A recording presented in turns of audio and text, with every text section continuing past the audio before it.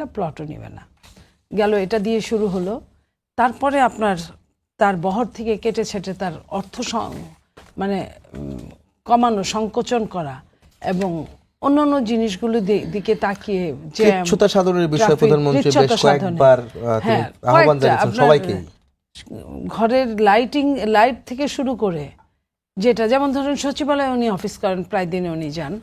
এইটা আগে কিন্তু সচিবালয়ের মন্ত্রীরা, সচিব মহোদয়রা, মন্ত্রী মহোদয়রা, এমপি মহোদয়রা, ওনারা আসতেন ওনার অফিসে। সেই এতগুলো গাড়ি এখানে আসলে জ্যাম হবে, ট্রাফিক থাকবে এবং অনেক তেল পুড়বে, অনেকগুলো জনগণের সময় নষ্ট হবে।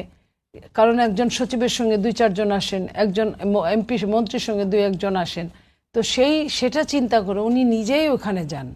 তাতে কি হচ্ছে, উনি ওনার সময় বাঁচাচ্ছেন, অর্থ বাঁচাচ্ছেন দেশের, এবং সবার জন্য একটা মানে সহনশীল জায়গা আছেন। তারপরে আপনি দেখেন আপনার জ্যামে উনি সাধারণ মানুষের মতো ট্রাফিকিংয়ের মধ্যে বসে থাকছেন, মানুষের সঙ্গে কথা বলছেন। এগুলো হলো একটা দিক।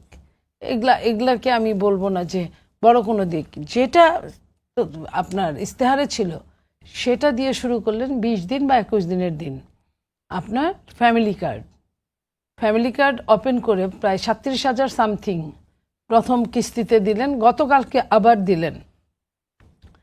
এই ফ্যামিলি কার্ড নিয়ে কিন্তু আজকের বিরোধী দল হাসাহাসি করেছিল। যখন আমরা নির্বাচন ইস্তেহারে ঘোষণা করেছিলাম তখন ওনারা হেসেছিল যে এটা কি সম্ভব, কোনোদিন সম্ভব দেশের এই অবস্থায় অর্থের তলানিতে, এটা কিভাবে, এটা নির্বাচনী বৈতরণী পার হওয়ার জন্য ইস্তেহার, আর কিছুই না। তারপরে যখন তারা দেখলো তখনও তারা মনে করেছিল এটা বোধহয় লোক দেখানো, এই যে চালু করাটা প্রথমেই। দ্বিতীয়ত কি করলো, আপনার এত লক্ষ লক্ষ কৃষকের আপনার ঋণটা মওকুফ করে দিলেন এই সরকার, কৃষক বান্ধব সরকার হিসেবে। তৃতীয়ত সরকার কি করলো, কৃষকের জন্য কার্ড সেটাও দিলেন। চতুর্থত আপনার খাল খনন কর্মসূচি, যেটা আমাদের পানির এত সংকট হয়, যেটা শহীদ প্রেসিডেন্ট জিয়া রহমান খাল খনন কর্মসূচির মধ্য দিয়ে কিন্তু দেশের কিন্তু স্বনির্ভরতা এনেছিল।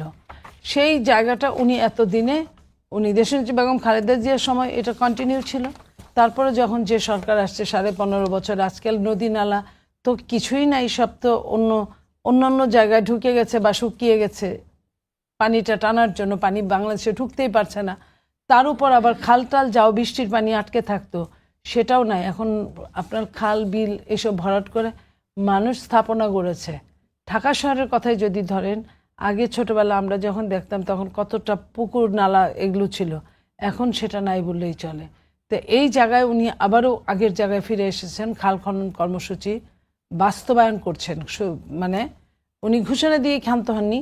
এই 3 মাসের মধ্যেই কিন্তু এই কাজগুলো একের অধিক বার করে, অধিক দিন করে এটা হয়েছে।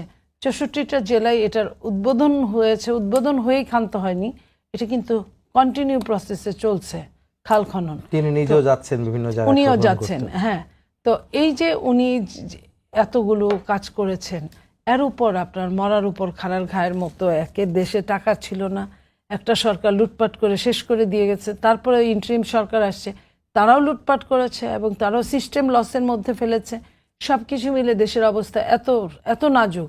এর মধ্যে থেকে আপনার একটা যুদ্ধ, হঠাৎ করে যুদ্ধ পরিস্থিতি, এই যে যুদ্ধের যে রেশটা, তেল নাই, কিছু নাই, এই যে তেলের সমস্যাটা মিটবে, এটাও তো আমাদের এক ধরনের, বলি বা নাই বলি, আজকে বলি যে কিছুটা তো একটা ভীতিকর অবস্থা সৃষ্টি করেছিল, জনগণের মাধ্যমে করেছিল কে বা কারা, ষড়যন্ত্রকারীরা।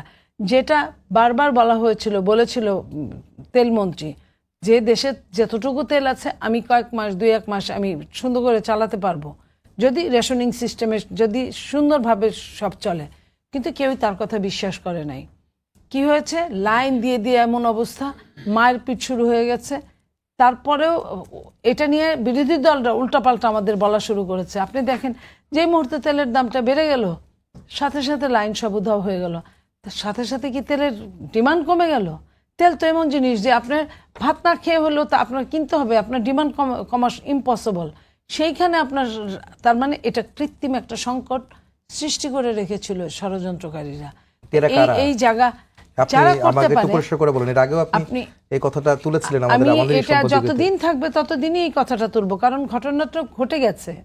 এটা তো এমন না যে ঘটবে, তাহলে আমি তুলতাম না। জি। তো এটা যারা আপনি নিশ্চয়ই জানেন, আমি আঙ্গুল দিয়ে বলতে পারবো না, আঙ্গুল দিয়ে বলাও ঠিক হবে না, কারণ আমি সরাসরি এই জিনিসটা কেউই দেখি নাই, কিন্তু আমরা লাইনটা দেখেছি সবাই, লাইনটা উধাও হয়ে যেতে দেখেছি সবাই।